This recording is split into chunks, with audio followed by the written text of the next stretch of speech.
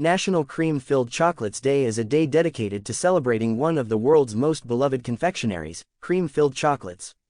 This special day is typically observed on February 14th each year.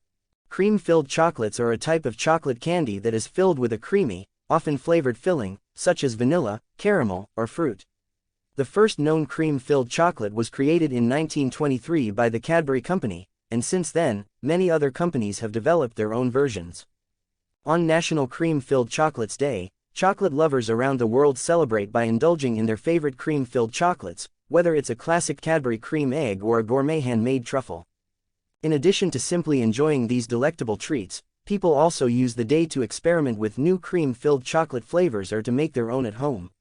Some might even take the opportunity to share these treats with loved ones, perhaps as a Valentine's Day gift.